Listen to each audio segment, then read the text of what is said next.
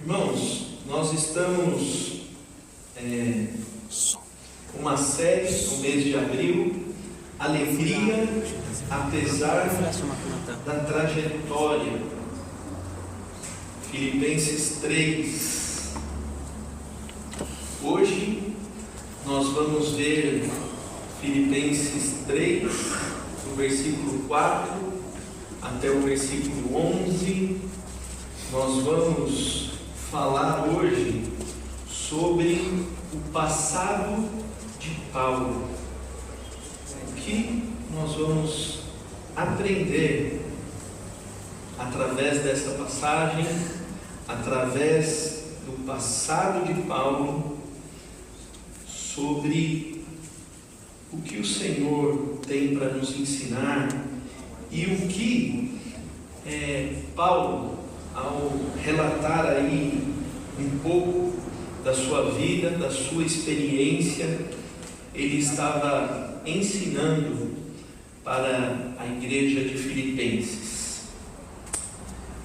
Abra aí a sua Bíblia nesse texto.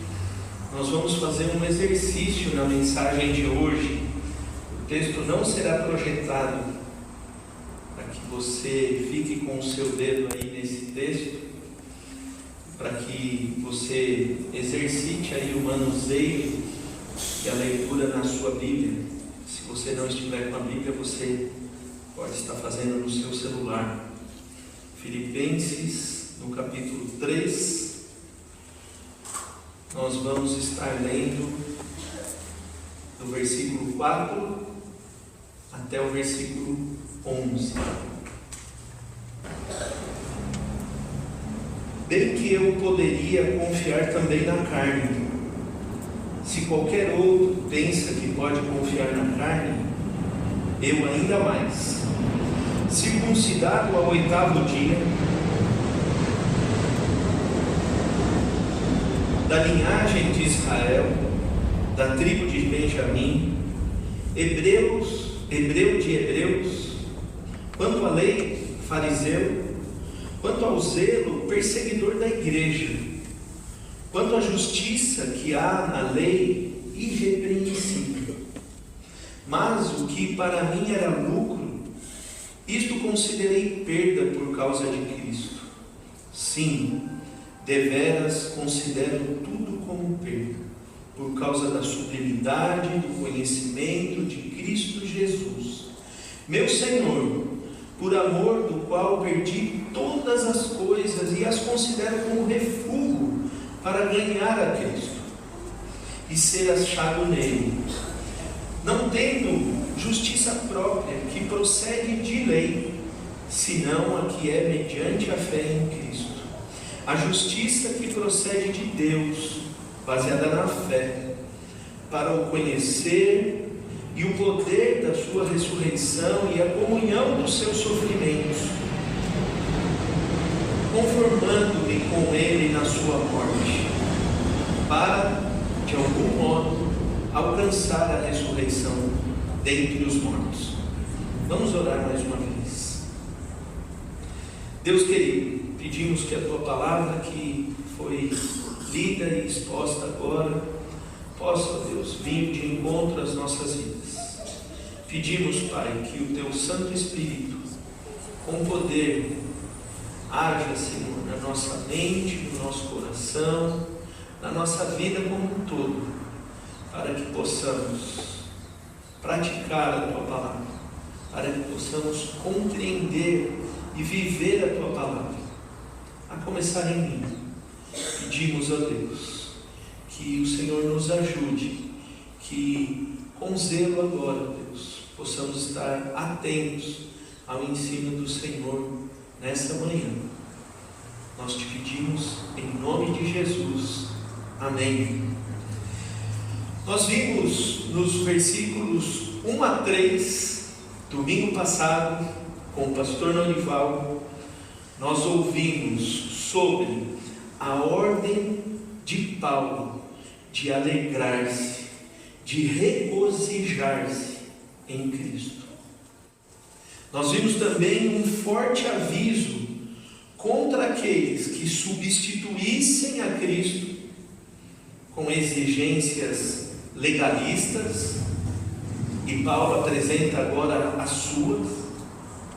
Ele diz: cuidado com os cães, cuidado com os maus obreiros, cuidado com a falsa circuncisão.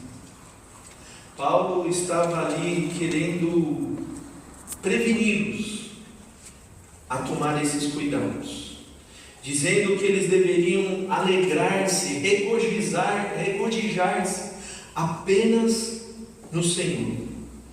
Isso foi o que nós aprendemos na primeira parte, nos 3 versículos, nos 3 primeiros versículos. E ele termina o versículo 3 dizendo: em quem alegrar-se?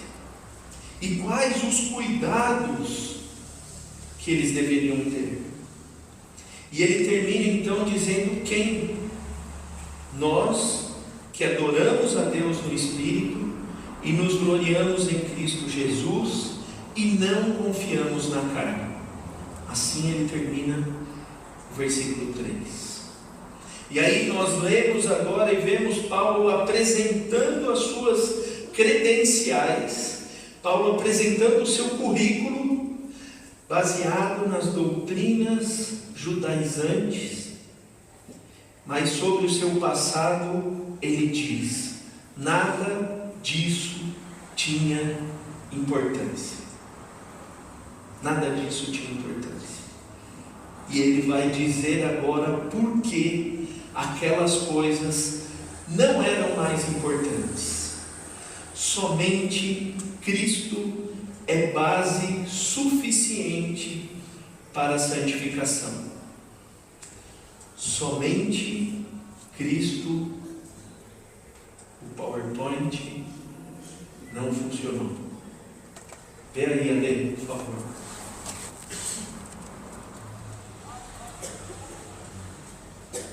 Agora foi.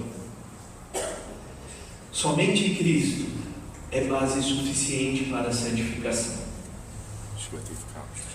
Somente Cristo é base suficiente para a salvação.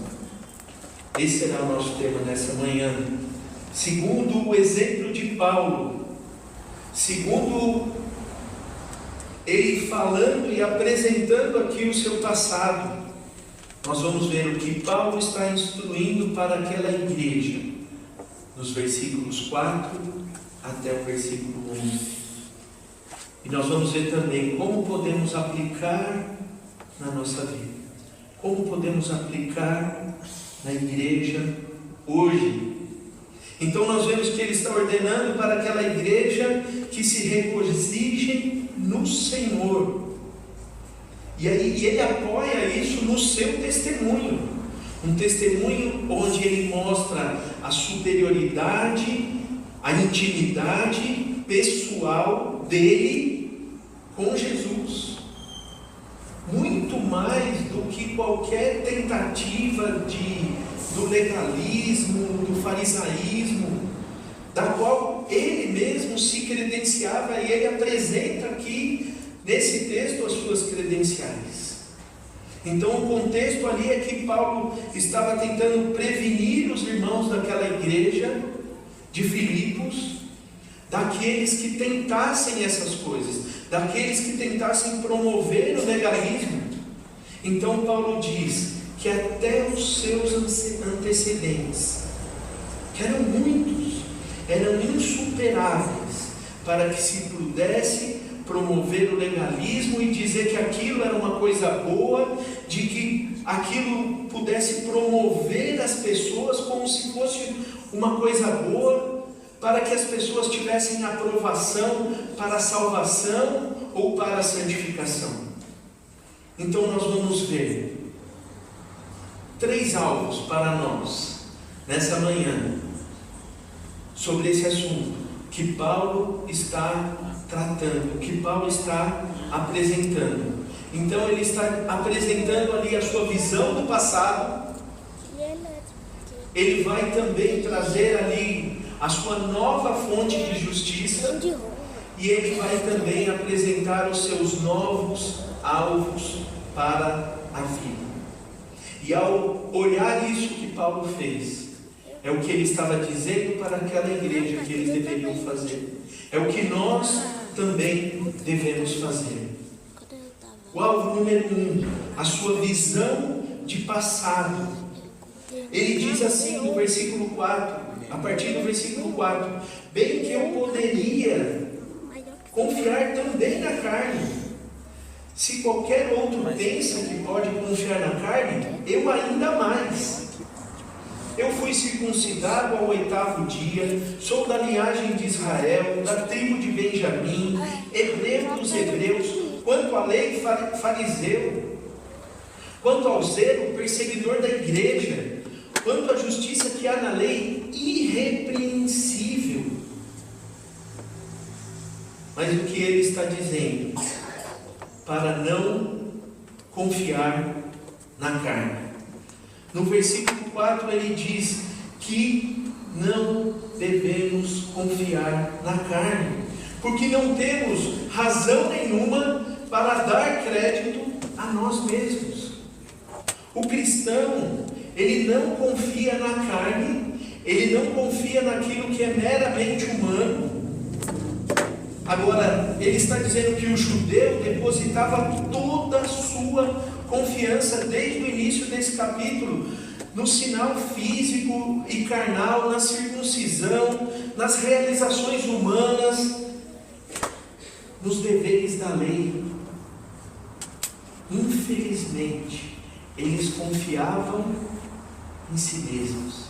Infelizmente, essencialmente, naturalmente, eles confiavam em si mesmos. Mas e o cristão? O cristão confia em si mesmo? O cristão deve confiar essencialmente em Deus. A verdadeira circuncisão não é uma marca na carne. É o culto verdadeiro ao Senhor. A verdadeira glória, a verdadeira confiança na graça de Deus em Cristo Jesus, o nosso Senhor, não na carne.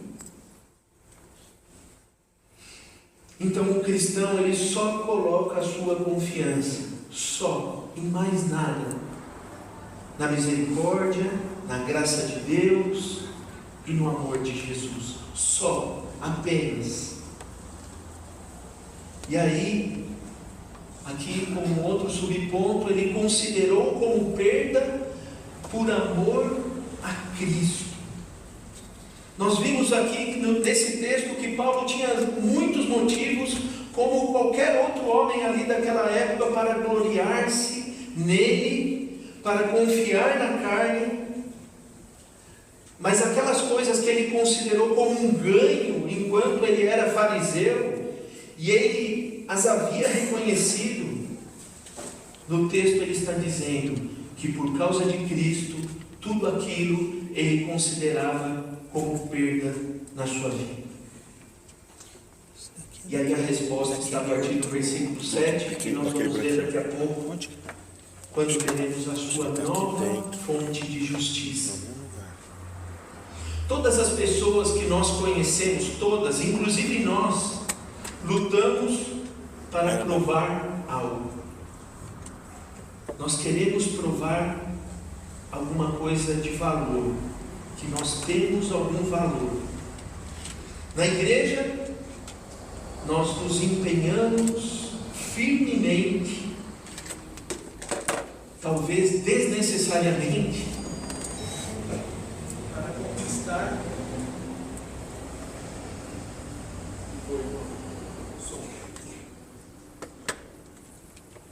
Pode falar, porque reinicializou aqui o tablet. Tá bom. Pode ir. Para conquistar Ele perdeu a conexão. com os nossos méritos Acho que desligou. a salvação. Não é com os nossos méritos que nós acharemos salvação na nossa vida. Eu não consigo definir precisamente se isso acontece apenas por causa do nosso esforço humano, ou por causa da nossa pecaminosidade, ou porque isso é cultural ou porque isso é filosófico. O fato é que nós achamos que devemos fazer alguma coisa para conquistar o céu. E como nós fazemos isso? Através das nossas obras. Então nós vemos Paulo apresentando aqui que nós devemos renunciar às nossas próprias obras. Paulo disse que as suas obras agora eram perdas. Paulo está dizendo agora que nada daquilo tinha valor. Ele diz para jogar fora coisas como achamos que somos, que fazemos alguma coisa, que temos alguma importância, ao ponto de dizermos assim, no passado eu fui uma péssima pessoa, fiz coisas horríveis, das quais eu me envergonho, das quais eu não tenho nem coragem de repetir, mas hoje não. Hoje eu sou uma excelente pessoa. Trato as pessoas com amor, pratico caridade, participo do culto, tenho ocupações, faço parte de ministérios. E o pecado, então? O pecado é um acaso na minha vida. Então eu começo a enumerar todas as obras que eu realizo, lembro de cor cada uma delas. Sempre que eu tenho oportunidade, faço questão de dizer em bom som, alto em bom som, tudo que eu faço, tudo que eu realizo. Talvez você pode estar pensando, mas algumas coisas que você citou aí são coisas boas que devemos fazer. Mas a questão mais importante é, duas coisas são importantes ao pensarmos nessas coisas. Primeiro, não são meus atos que garantirão a minha salvação. Em segundo lugar, e mais importante, é que foi Cristo, ao morrer na cruz, que garantiu, que pagou o preço, que fez a obra completa para que eu tivesse a salvação. Foi Cristo, não aquilo que eu faço. E é o que Paulo pregou, é o que Paulo estava ensinando. E o que Paulo estava ensinando era um evangelho oposto a tudo isso. Ele nos ensina que nós também precisamos fazer o mesmo. Paulo diz o seguinte: toda a minha vida estive tratando de obter uma justa relação com Deus.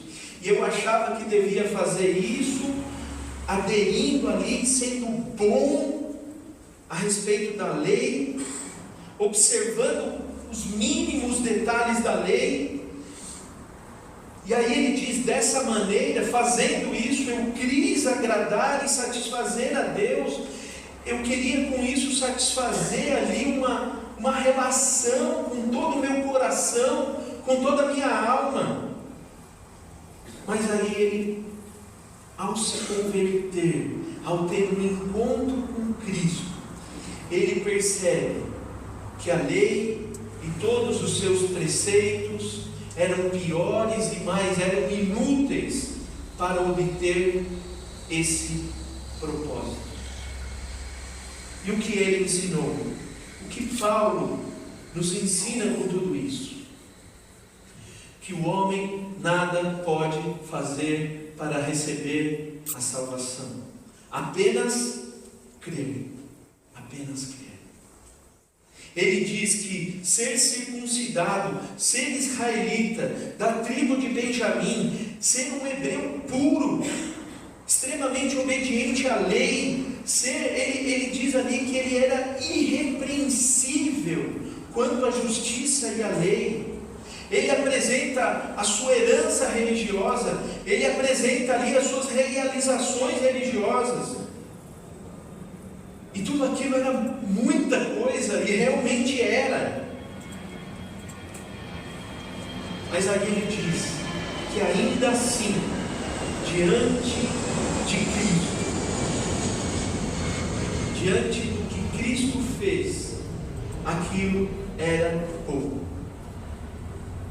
E para concluirmos esse ponto, eu quero que você pense, que você faça essa reflexão. Quando nós estamos aqui olhando para o passado de Paulo, a visão dele foi: tudo aquilo tinha pouco valor. Tinha pouco valor. Como Paulo utilizava tudo aquilo no presente? Muito pouco, praticamente nada. Então a conclusão é: aquelas coisas foram abandonadas. E não entrou.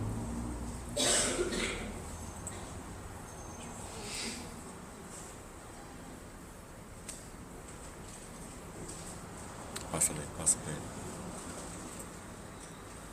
Aquelas coisas foram abandonadas por ele.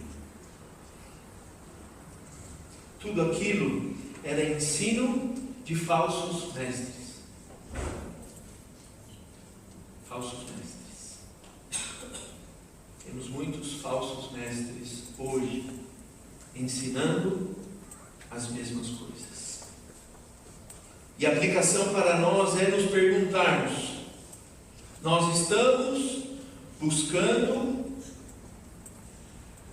a Cristo na nossa vida? Está escrito do lado. A nossa salvação por nós mesmos? Ali na vertical. Através das nossas obras? Então nós precisamos pensar o que nós precisamos abandonar nas nossas vidas. Porque lembre-se, somente Cristo é base suficiente para a nossa santificação. A santificação que devemos buscar, ao passo de que o Senhor nos achou numa condição de pecado, e diante dele agora precisamos ser santos durante o curso da nossa vida. Mas temos que sempre ter em mente que somente Cristo é base suficiente. A suficiência está nele.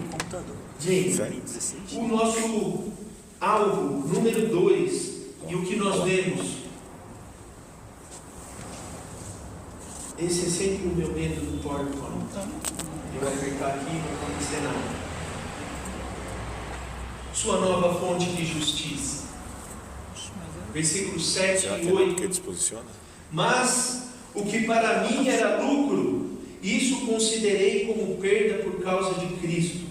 Sim, deveras considero tudo como perda, por causa da sublimidade do conhecimento de Cristo Jesus, meu Senhor, por amor do qual perdi todas as coisas, e as considero como refúgio para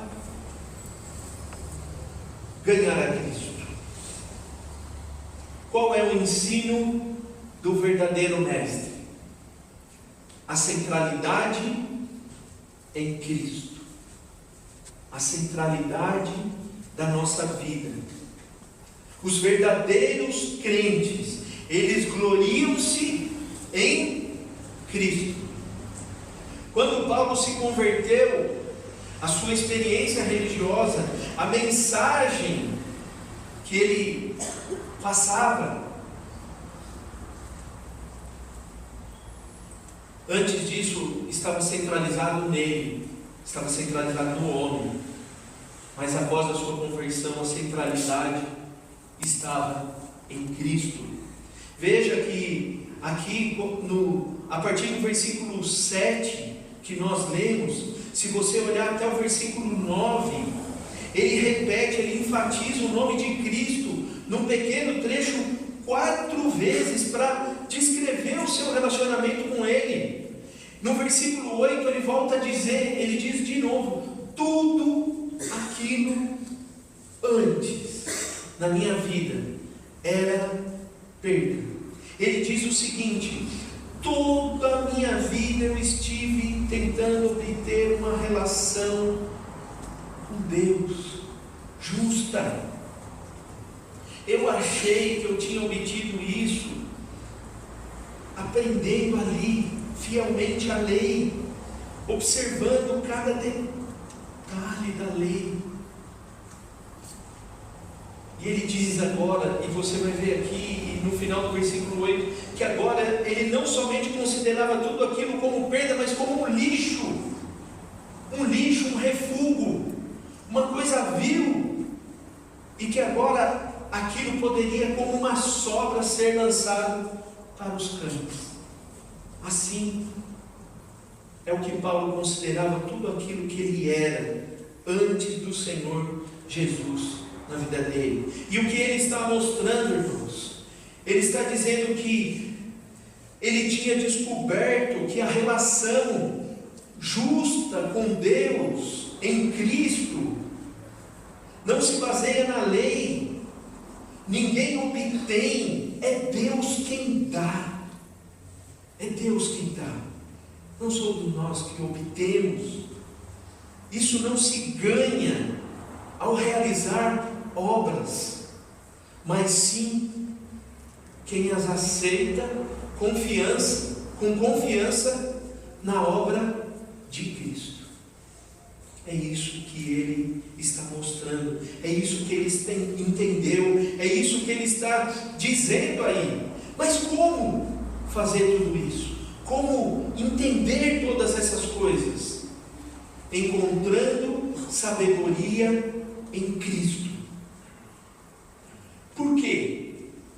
Precisamos encontrar sabedoria, não a nossa, mas no nosso relacionamento com o Senhor Jesus Cristo. Porque somente nele é que seremos modificados. Somente nele seremos transformados. Paulo diz que tudo aquilo que aconteceu na sua vida foi por causa do quê? Porque ele era Paulo? Não, por causa da sublimidade do conhecimento de Cristo. Versículo 8. Foi o conhecimento em Cristo Jesus que abriu os seus olhos. Os nossos olhos somente serão abertos em Cristo. Os nossos olhos não se abrirão de outra forma. Então, a partir disso, os seus juízos, os seus modos, os seus costumes, as suas crenças e tudo que ele passou a fazer, passou a ser novo, passou a ser diferente. Por isso ele compreendeu que aquelas coisas não eram mais importantes. Sabe por quê? Porque o crente prefere a Cristo na sua vida. A preferência na vida do crente deve ser o Senhor Jesus Cristo. A centralidade na vida do crente deve ser o Senhor Jesus Cristo. Sabendo que, tendo Jesus na nossa vida, provavelmente vai ser necessário renunciarmos ao nosso passado. A maioria de nós precisa renunciar ao passado, talvez até o que estamos fazendo no presente, porque a nossa preferência deve ser o Senhor Jesus Cristo. Se fizermos isso, não estaremos sem Cristo e sem a sua palavra na nossa vida. Por quê? Qual é a conclusão? Devemos nos apegar a Cristo e ao céu. Qual é a aplicação para nós nisso? Como nós estávamos? Às vezes nos esquecemos, depois de um tempo de vida cristã, qual era a nossa condição. Estávamos perdidos, estávamos sem justiça própria nenhuma para comparecer à presença de Deus. Por causa do nosso pecado, somos culpados diante de Deus.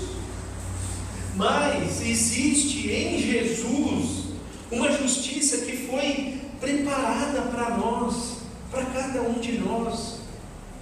E mais uma vez, uma justiça que é completa e perfeita em Cristo Jesus. E tenha certeza que ninguém poderá ter o benefício dessa justiça, se confiar em si mesmo. Em si mesmo não vamos chegar em lugar nenhum. Aquilo que achamos, aquilo que pensamos, aquilo que ouvimos muitos por aí dizendo que o que é certo, o que é correto. Cristo passou na vida de Paulo a ser a nova e única fonte de justiça. Por isso, os seus novos alvos para a vida, versículo 9 até o versículo 11, ser achado nele, não tendo justiça própria, que procede de lei, senão a que é mediante a fé em Cristo, a justiça que procede de Deus, baseada na fé, para o conhecer, e o poder da sua ressurreição, e a comunhão dos seus sofrimentos, conformando-me com ele na sua morte, para de algum modo alcançar a ressurreição dentre os mortos. O que ele queria? Ser achado nele. Está aí no começo do versículo 9, ser achado nele, e não tendo justiça própria. Paulo termina o versículo 8 dizendo que a perda de todas essas coisas foi para ganhar a Cristo. Retirar essas coisas da sua vida foi para que Cristo entrasse. Então ele enxergou claramente um novo alvo para a sua vida. E é o que ele está dizendo aqui no versículo 9. Ser achado nele. O versículo 9 fala de duas qualidades da justiça. E Paulo tinha experiência para falar das duas. A primeira, que ele conheceu muito bem, era a justiça que vem da lei. A primeira. Mas a que vem pela fé em Cristo. Ou seja, a justiça que vem por meio de Deus através da fé. A primeira, que Paulo conhecia muito bem, era apenas humana, legal. Legal de legalmente, não que era legal.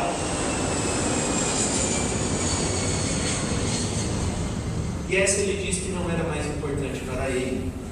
E a outra atribuída. Então Paulo se apoia apenas em Cristo Jesus para a justiça. Por isso ele queria ser encontrado nele. E o que nós estamos aprendendo até agora é que Paulo passou a desprezar todas aquelas aquisições, todas aquelas coisas na vida dele, aquele currículo que ele tinha para ser achado em Cristo por meio da fé. Não mais por causa da lei, nem por causa das obras. Então ele só vem reforçando a mesma ideia desde o início, que somente Cristo é base suficiente para a santificação. E aí ele continua no versículo 10, conhecer o seu poder. Eu queria que a gente imaginasse aqui, se você encontrasse Paulo, provavelmente nós vamos encontrá-los, eu espero. Mas hoje, se você encontrasse Paulo hoje, o que você diria para ele? Pensando aí. Se você encontrasse Paulo e pudesse fazer uma pergunta, o que você perguntaria para ele? Eu pensei aqui uma coisa que eu diria para Paulo. Eu diria para Paulo, eu vou dar até o tom da minha voz. Paulo, você é um grande homem de Deus, um exemplo uma pessoa admirável. Eu perguntaria para ele: como eu faço para ser assim como você? Só uns 5% talvez. Como eu faço? E olhando para esse texto, olhando para o que Paulo diz nesse texto, sabe o que eu acho que ele responderia? O conhecimento que ele estava buscando, crescente, a intimidade com Cristo na sua vida, tornaram-se motivação, uma motivação que dominava e controlava a vida de Paulo. E ele ia dizer: é isso que controla a minha vida. O conhecimento crescente que eu tenho e quero ter dele na minha vida. A intimidade que eu quero ter com ele. O desejo de Paulo de experimentar Cristo completamente vai até a sua vinda prometida. É o que ele está dizendo no versículo 10 e 11. Para conhecer o poder da sua ressurreição, a comunhão dos seus sofrimentos, conformando-me com ele na sua morte, para que de algum modo alcançar a ressurreição dentre os mortos. Alcançar ressurreição nele. Era isso que Paulo ansiava. Era isso que Paulo queria. Foi isso que Paulo compreendeu que deveria fazer a partir do momento que os seus olhos foram abertos. Ele quis experimentar o poder da ressurreição na sua vida cotidiana. Não apenas quando o dia da sua morte chegasse. Ele queria experimentar o poder de Cristo na sua vida, da ressurreição, a cada dia da sua vida. Eu vou esperar o avião passar para fazer uma pergunta para você. E nós temos feito isso? Experimentar o poder da ressurreição na nossa vida cotidiana. Ele queria partilhar dos sofrimentos de Cristo. Está escrito aqui no versículo 10. E nós, igreja, temos feito isso hoje? Ele esperava partilhar da ressurreição ligado ao céu, ligado ao arrebatamento. Ele está dizendo isso no versículo 11. E você tem vivido os seus dias, a sua vida dessa forma? Ou eu vou me preocupar com isso mais para frente?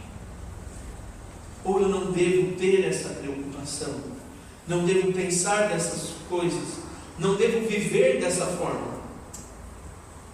Mas nós estamos aqui diante de uma apaixonada e profunda, um profundo anseio de Paulo.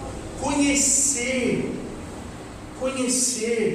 é experimentar. Sem conhecer, não vamos experimentar o poder que flui da união com Cristo. Não vamos experimentar. E ele está dizendo isso aqui, que ele queria penetrar na comunhão dos seus sofrimentos. Todas as coisas que seriam enfrentadas por Paulo, que nós enfrentaremos por causa de Cristo. Paulo já estava enfrentando dificuldades, porque quando ele está escrevendo essa carta, ele estava preso. Não devemos nos esquecer disso. Então nós vemos aqui esses dois aspectos da mesma experiência indicado aqui: conhecer os seus sofrimentos. E aí ele diz: conformando-me com ele na sua morte. E demorou, quando eu estava estudando esse texto, para compreender o que eu entendi que Paulo estava dizendo aqui, que conformando-se com ele na sua morte define a experiência com a morte contínua do eu de Paulo. E é o que nós devemos fazer também, para que Cristo viva em nós. Então ele conclui essa ideia através do seu exemplo, que somente Cristo é base suficiente. E nós devemos fazer o mesmo. Nós devemos nos apegar a Cristo e ao céu. A exortação que Paulo fez para eles e para nós, que não nos entreguemos a nós mesmos, que não nos entreguemos à autossantificação, não sei se dá para dizer que isso existe, ou qualquer ideia legalista, baseado em qualquer coisa, baseado em nós mesmos, baseado em algumas coisas que estamos ouvindo e vendo por aí, e descartar a Cristo, descartar o que Ele fez na cruz, mas manter-se fiel. Devemos fazer isso, manter-nos fiéis ao nosso Salvador e Senhor, porque Ele está prestes a retornar. Por isso não devemos nos esquecer na nossa vida. Então, por essa razão, Paulo, ao descrever a sua visão do passado, ele diz que aquilo para ele era refúgio. Ele está dizendo para não confiar mais na carne, nos seus pensamentos, apenas no seu coração, que nada daquilo mais tinha valor. A sua visão foi essa. A sua fonte de justiça, agora, Cristo apenas. Cristo. A centralidade de Cristo na sua vida. Então, a sua nova fonte de justiça foi Cristo, porque somente nele ele encontrou uma forma de ter uma justa relação com Deus, de poder relacionar-se novamente com Deus. Então, qual eram os seus alvos? Ser achado nele. O seu alvo era conhecer o seu poder, e o seu alvo era, depois de tudo isso, estar com Ele. O seu alvo era uma recompensa celestial. Como eu devo viver no conhecimento de Cristo, assim como Paulo compreendeu e ele nos mostra aqui.